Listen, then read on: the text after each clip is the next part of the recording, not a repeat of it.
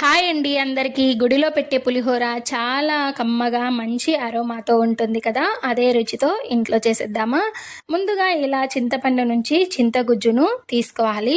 ఇలా చూసారా, చింతగుజ్జు అనేది కొంచెం థిక్ కన్సిస్టెన్సీలో ఉండాలండి. ఇప్పుడు ఇందులోకి 1.5 టేబుల్ స్పూన్ల దాకా పసుపుని, అలాగే 2 నుంచి 3 టేబుల్ స్పూన్ల ఉప్పుని తీసుకోవాలి.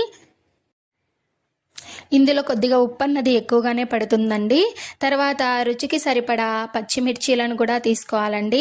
పచ్చిమిర్చీలు కొంచెం కారం ఉన్నవైతే కొద్దిగా తక్కువ తీసుకోండి, కారం లేనివైతే కొంచెం ఎక్కువగా తీసుకోండి. నేనైతే ఇక్కడ మంచి కారం ఉన్నవి తీసుకున్నాను, అందుకే కొంచెమే తీసుకున్నాను. తర్వాత ఇందులో ఒకటి లేదా 1.5 టేబుల్ స్పూన్ ఆయిల్ తీసుకోండి. ఆయిల్ తీసుకొని తర్వాత ఇందులో 2 కరివేపాకు రెబ్బల్ని కూడా వేసుకోండి. కరివేపాకు కూడా మంచిగా స్మెల్ ఉన్నది తీసుకోండి, అప్పుడే మనకి పులిహోర కూడా కొంచెం టేస్ట్ అనేది యాడ్ అవుతుంది. తర్వాత ఒక కడాయి పెట్టుకొని పోపు వేసుకోవాలండి.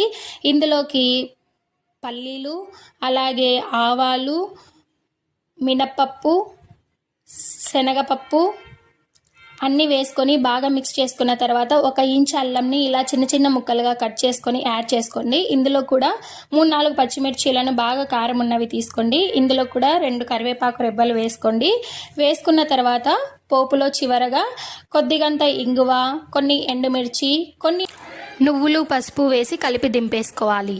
ఉడికించి పెట్టుకున్న అన్నంలో చింతగుజ్జు వేసి బాగా కలుపుకొని తర్వాత పోపు వేసి అంతా ఒకసారి మిక్స్ చేసుకొని కొద్దిగంత కొత్తిమీర అలా చల్లుకుంటే మనకి ఎంతో రుచిగా ఉండే పులిహోర అనేది రెడీ అయిపోతుందండి. మీరు కూడా తప్పకుండా ఒకసారి ట్రై చేయండి.